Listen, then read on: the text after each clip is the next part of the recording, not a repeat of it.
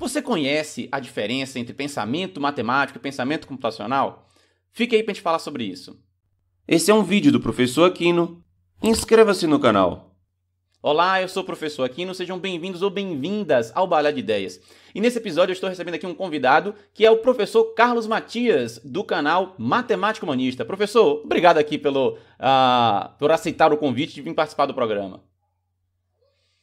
Maravilha, professor Aquino. Eu que agradeço a gentileza do convite, é um prazer imenso estar aqui no Aquino, tá certo, professor Aquino? Show de bola, muito obrigado por me receber aí. Essa piada fazem toda hora contigo, não é não? Com certeza, né? Aqui no Aquino é demais, porque o nome aqui e no realmente é toda hora. Essa é a deixa, não tem como. A gente tá acostumado já. Agora, assim, eu acho bem legal lá o seu canal, depois você vai, ao longo do nosso bate-papo aqui, dar uma palhinha sobre como é lá seu canal. E eu tenho assistido alguns vídeos lá, eu recomendo para quem tiver aí, não conhece ainda lá, o canal do professor Carlos Matias, visita lá o Matemático Humanista, inscreve-se lá. Depois eu vou deixar todos os links aqui para vocês. Show de bola. Que tem papos muito interessantes, e o que eu gosto lá é o seguinte, que tem coisas que você fala lá. Você é um profissional, professor de matemática há muito mais tempo do que eu. Eu tenho, no máximo, 1/3 do que você tem de experiência profissional. E eu acho legal que tem coisas que você fala lá que são angústias que eu tenho. Então, é interessante ver um outro colega de profissão que já está muito mais na frente na carreira, que tem angústias que eu tenho e eu relativamente começando em relação a você. E eu acho muito legal mesmo o seu canal. E eu quero começar aqui com aquela questão que é o seguinte. Agora, de nada, meu querido. Quero começar aqui com você o seguinte. Agora nós temos aí a Base Nacional Comum Curricular, que vai mudar muita coisa aí em relação à educação básica, né?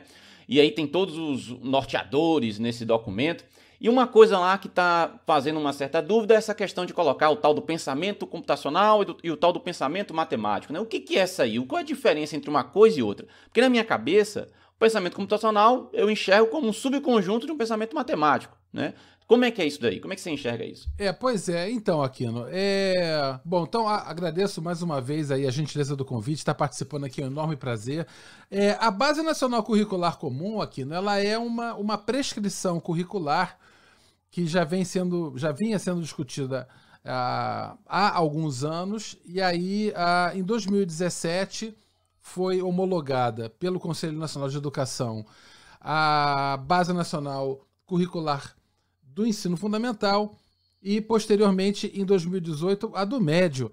Então, o que acontece é que há, dentro da base, uma organização por competências. Então, a base possui um conjunto de competências gerais, né, que são válidas para todas as áreas, que são buscadas e desejáveis assim por todas as áreas, e há algumas competências que são de cada área. Há competências para matemática, há competências para ciências, né? Então, dentro da base, há duas competências que se destacam, competências gerais, que é a competência 4 e a competência 5. Né? A competência 4 fala sobre utilizar diferentes linguagens, entre as quais a linguagem científica, usando também a parte de tecnologias, e a 5 compreender, utilizar tecnologias digitais e tudo mais. Então, tanto na parte de linguagem, né, que tem a ver mais com uma questão de representação, de organização, de comunicação, como na parte da utilização em si. Então, eu estou dando uma volta ao mundo aí só para poder te colocar o seguinte. O pensamento matemático, ele é um pensamento complexo. Assim, a gente considera normalmente algo em termos de organização lógico-dedutiva, pensamento, organização e tudo mais. E o pensamento computacional, a gente pensa em programação, né? Normalmente, certo. assim... É o que eu penso também. Um conjunto de regras ou passos que você lista e esses conjuntos de passos te executam uma tarefa, né? Um algoritmo. Então, quando fala pensamento computacional, eu sempre penso num algoritmo. Exatamente. E aí, essa que é a questão. É isso, mais ou menos, que eles estão querendo transparecer nessa questão desse BNCC? Sim, é isso aí. Tem a ver realmente com isso. E, na verdade, porque, veja, quando a gente resolve um problema de matemática, agora vamos pensar matematicamente. Quando você está diante de um problema e você quer equacionar o seu problema, você quer identificar quais são as variáveis que são variáveis de interesse que você vai atribuir símbolos a elas, né? São as suas variáveis de interesse. Então você vai chamar de X alguma coisa, de Y outra coisa, de Z outra coisa, e pelas organizações do próprio problema, você vai começar a modelar relações entre essas variáveis. Você vai usar equações, e aí você tem condições de contorno no seu problema, que são, olha, o X é uma medida, então o X tem que ser positivo. O Y é o número de alunos, então o Y tem que ser um número inteiro positivo. Então são questões que você se organiza matematicamente para poder representar o problema. No pensamento computacional, quando a gente pensa em programar algo, ou pensar em um algoritmo, ou em uma organização de procedimentos, esses procedimentos também são feitos. Então há uma grande interseção do pensamento matemático, com a modelagem, com a resolução de problemas, e o pensamento computacional, nos termos de escolher variáveis, organizá-las, estabelecer relações de uma com outra, né, contá-las, variá-las, dentro de certos contextos. Isso está muito dentro da organização do pensamento computacional, né? É isso aí. Pois é, e é interessante como essa discussão vai puxando outras coisas, porque você falou sobre linguagens, né? Sim. E organização e tal, e aí fica naquela coisa, né? Uma das interpretações que algumas pessoas têm, ou uma das impressões que algumas pessoas têm em relação à matemática, é que matemática é simplesmente uma linguagem. Então tem um conjunto de símbolos, existem regras operatórias desses símbolos e acabou. Isso é matemática. Quando que, na verdade, a matemática não é isso, né? Não. Eu gosto muito de uma definição usada lá no livro do Keith Deflin, aquele livro O Gênio da Matemática, onde ele fala que matemática é, na verdade, a ciência dos padrões. Então estuda padrões de números, padrões de forma, padrões de padrões, né? Então é padrão de uma maneira geral. E é isso que o matemático faz, né? Eu não sei se você é também nessa linha, e como é que você vê essa questão dessa impressão que as pessoas têm, né? Matemática como uma linguagem. Sim, eu penso assim, eu penso que a matemática tem relações com a linguagem, ela faz uso da linguagem, mas eu não diria que ela seja uma linguagem. Nesse ponto, eu acho que a matemática ela é uma manifestação e uma construção cultural bem mais ampla do que a linguagem. Veja, nessas horas eu sempre gosto de analisar a composição do nome matemática, que vem de matema, certo, mais o tica. Matema significa conhecer, né? Compreender. E o tica tem a ver com formas, com procedimentos. Então, matemática, se a gente olhar a estrutura da palavra, tem a ver com formas de compreender, né? Então, eu penso que a matemática tem a ver com isso, só que é algo que se dá culturalmente, né? As pessoas, historicamente, passaram por várias situações e, a partir de um certo momento, quiseram compreender como as coisas são, como o mundo funciona, querer explicar, né, fenômenos que eles observavam, que eles viviam, e aí a matemática já nasce aí, né? A questão que você fala da linguagem simbólica, assim, formalizada, isso é uma filosofia da matemática que nasceu no final do século XIX, no início do XX, e que buscava reduzir a matemática a isso, né? Isso aí foi uma coisa que foi muito assim criticada, verdadeiramente, na ocasião. Porque eu vejo assim, o que a matemática fez, na verdade, do ponto de vista de linguagem, é criar notações, criar símbolos, para poder mais facilmente combinar uma certa ideia. Então, se você arruma uma forma de representar como é que você vai escrever uma equação polinomial de segundo grau, e eu arrumo uma outra forma de combinar como é que vai escrever uma equação polinomial de segundo grau, depois a gente, para se entender, vai ter todo aquele problema de tradução, né? Que é justamente o que acontece na língua mesmo humana, né? Do ponto de vista da língua falada. Sim. Você pega uma frase em inglês, ou uma pessoa que só entende o português, tem que pegar aquela frase em inglês e traduzir para o português, para daí entender, né? se você tivesse um símbolo em cada lugar, imagina a bagunça que seria a matemática. Então a matemática nesse sentido ela conseguiu meio que ficar unificada, né? Então, ó, eu combino que eu vou escrever assim, você combina que vai escrever assim, e são poucas as exceções a essa regra, né? A questão que a gente vê muitas exceções é quando vai lá para as funções trigonométricas, que na língua portuguesa fica lá, por exemplo, SEN, que é o seno, enquanto na língua inglesa, em outros países todos, de outras línguas, vão usar só o SIN, né?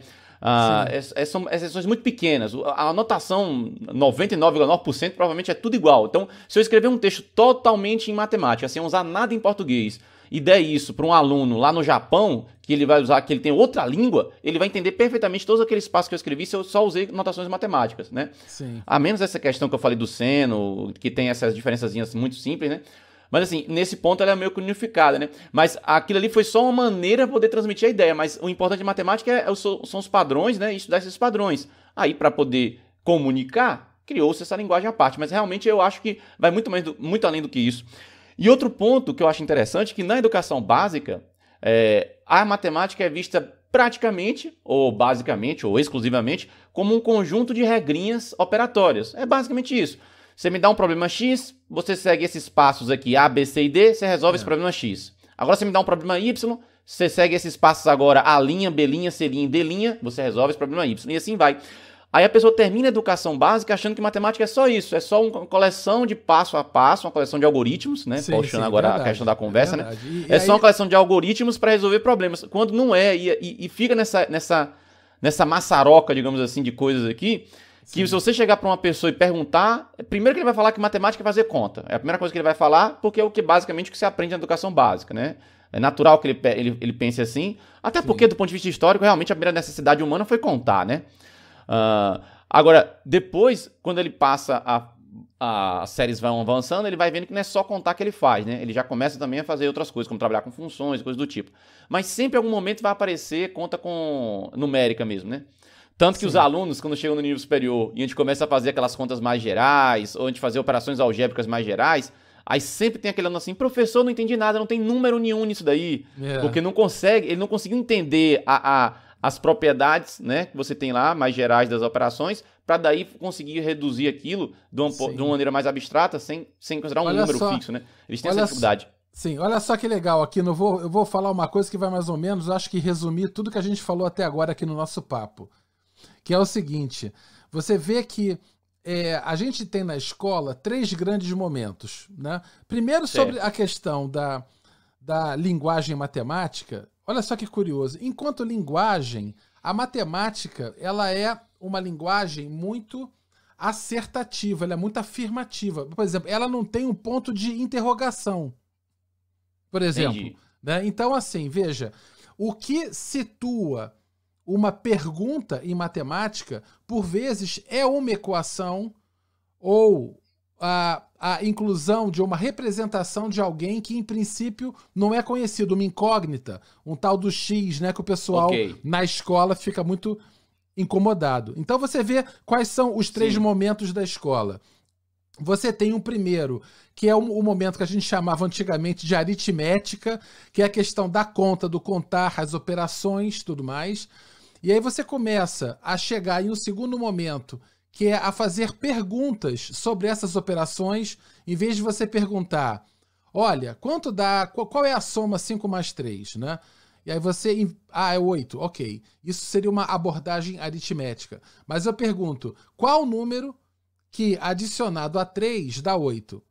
Então, a pergunta ela se dá de uma outra maneira. Então, começa a nascer aí um pensamento algébrico, que seria o segundo momento, né? E o terceiro momento, que é o que você falou, que é a questão variacional, que é quando as letrinhas elas não são mais incógnitas, elas tornam-se variáveis. Quer dizer, quando você tem x mais 3 igual a 8, está meio que subentendido que você quer descobrir quem é o x. Quando você tem y... Certo, o x fixo que somado a 3 dá 8. Isso. Quando você tem y igual a x mais 3, você não está querendo calcular valor de ninguém. Você está estabelecendo uma relação, né, de dependência e de variação. Entre duas grandezas que variam.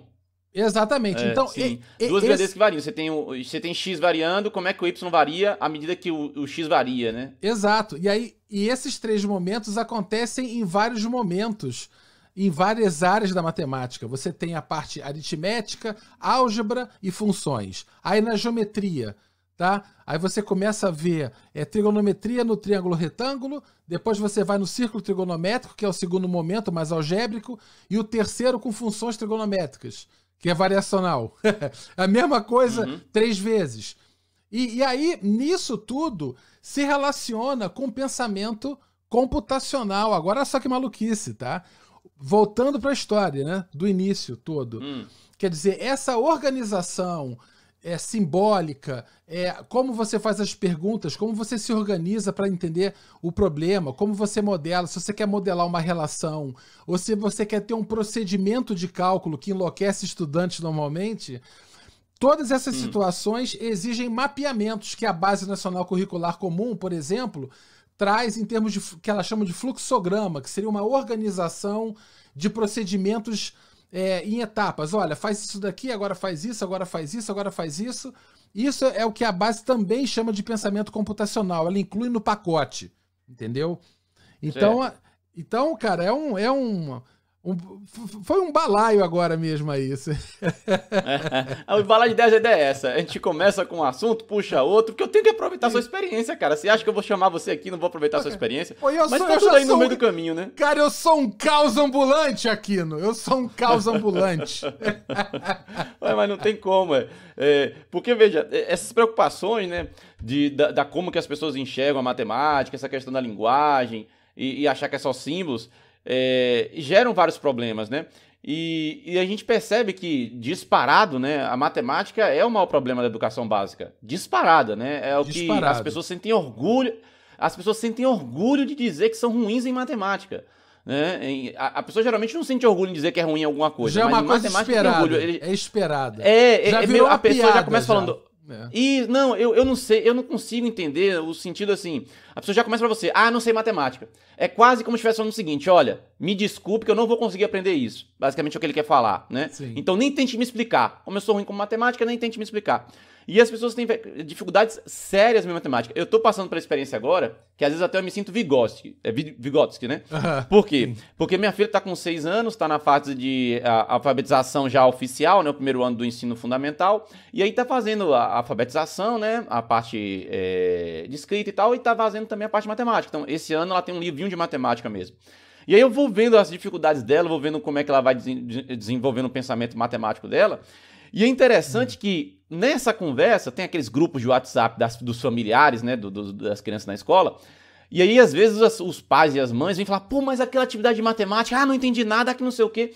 Não entendi, é muito confuso, aquilo ali tá tudo muito doido, não sei o quê. Eu falei: gente, veja que interessante, o adulto já nasceu na sua faixa dos 30 anos, todo mundo ali, possivelmente, no mínimo, ensino médio concluiu, né, provavelmente.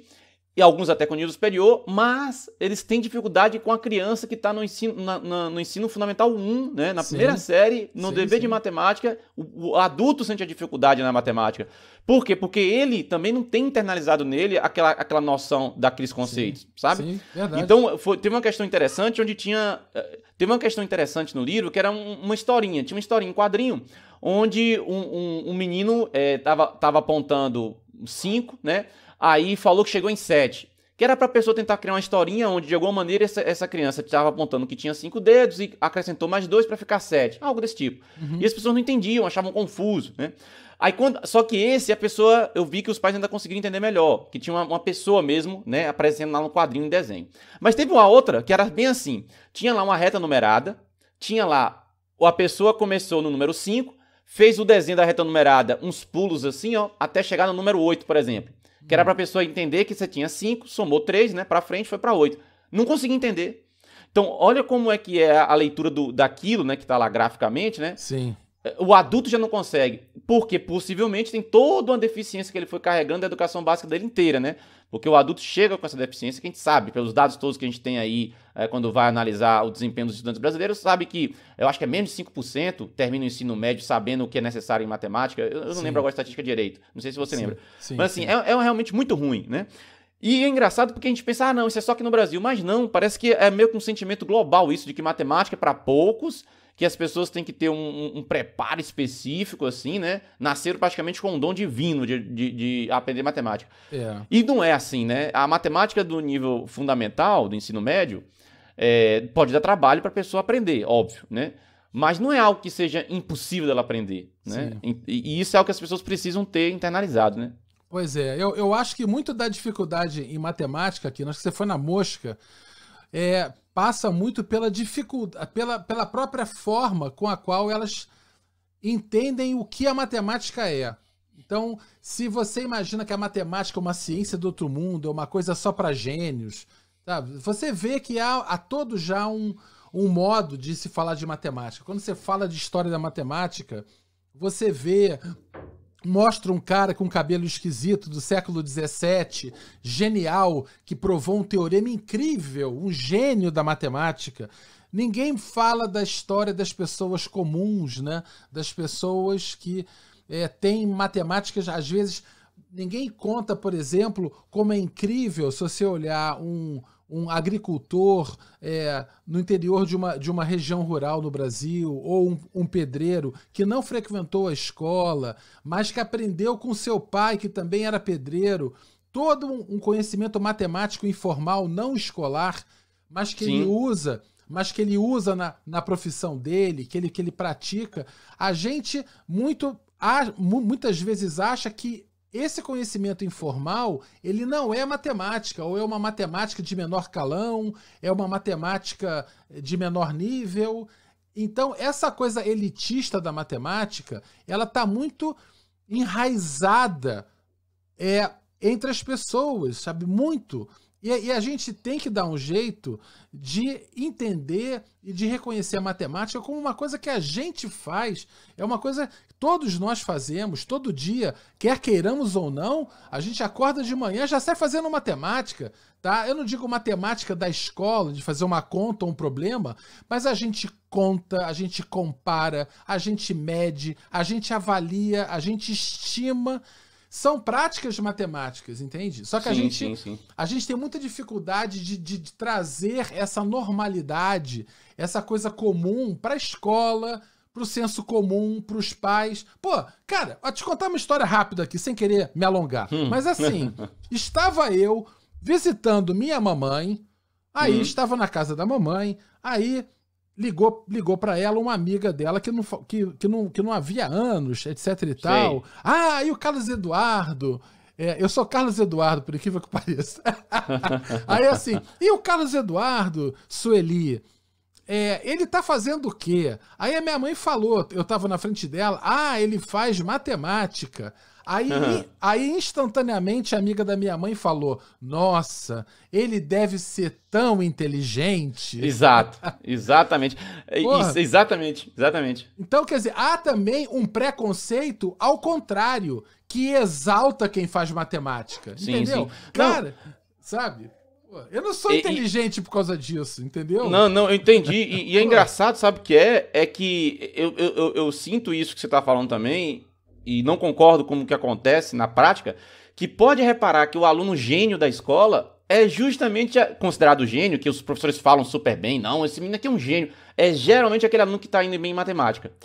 O aluno pode ser, na verdade, um gênio da literatura e está ali na escola. Ele não vai ser rotulado, identificado ou considerado gênio. O gênio, se ele for ruim em matemática, o gênio é aquele que conseguiu resolver o problema de matemática.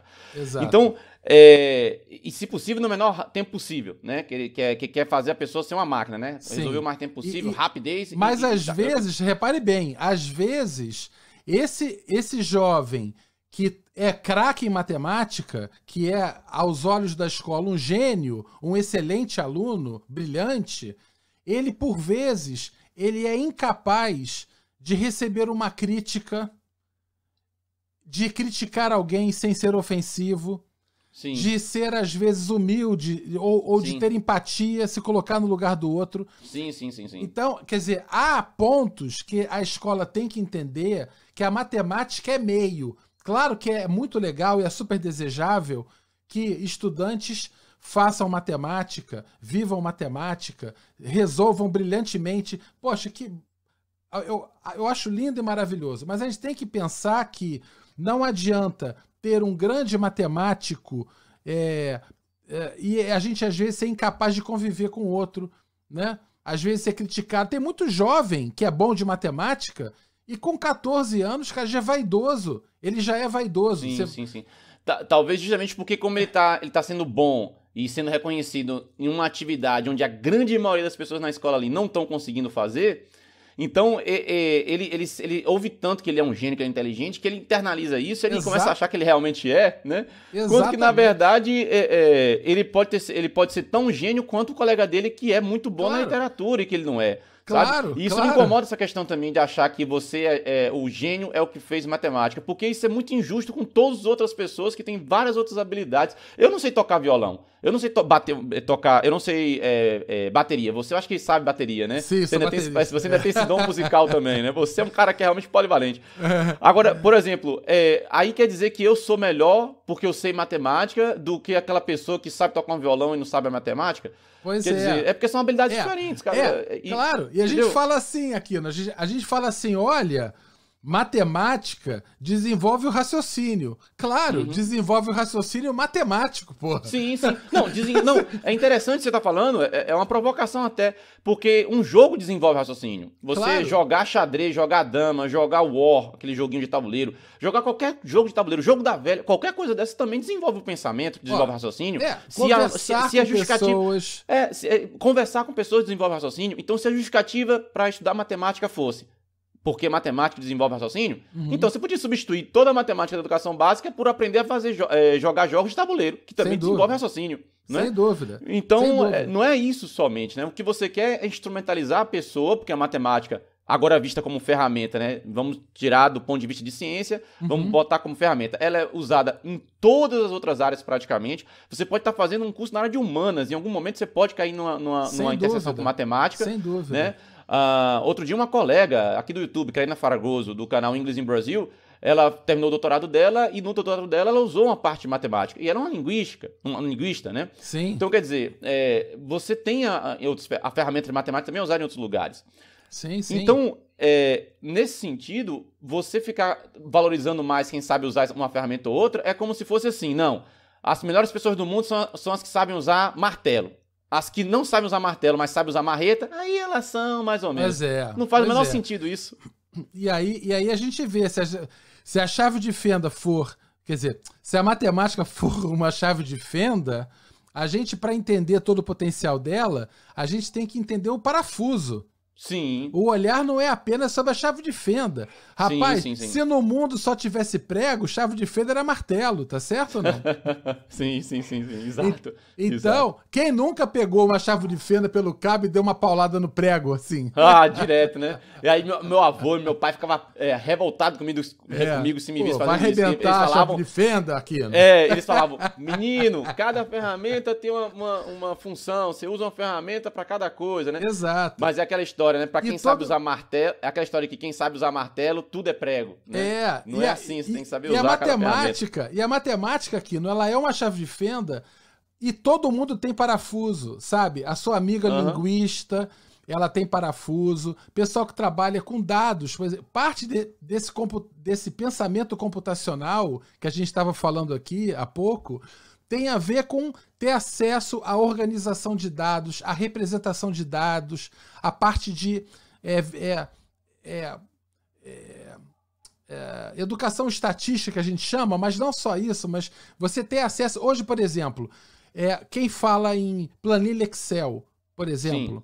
A planilha Excel é muito legal ver um jovem que sabe usar. Mas, olha, sinceramente, uma planilha Excel não é a melhor maneira de você olhar para um conjunto de dados e você ter uma ideia geral do que acontece nesse conjunto. Então, você tem outras ferramentas para poder fazer isso. Então, isso pode ser usado por uma linguista, pode ser usado por um jornalista. Quer dizer, há um conhecimento matemático, computacional, tecnológico, em cima de tudo isso, né? No trânsito, no lidar com dados, com informações, né? Isso daí, rapaz, Eu no balaio de novo aí, Aquino. Não, se deixar nós dois aqui, eu acho que a gente fica umas 3 horas conversando, mas no tempo cara. não dá, né? Já estamos chegando aqui na nossa faixa de tempo aqui. Eu acho que eu vou precisar fazer outros episódios com você aqui, com toda certeza. Tem muita coisa para poder aproveitar.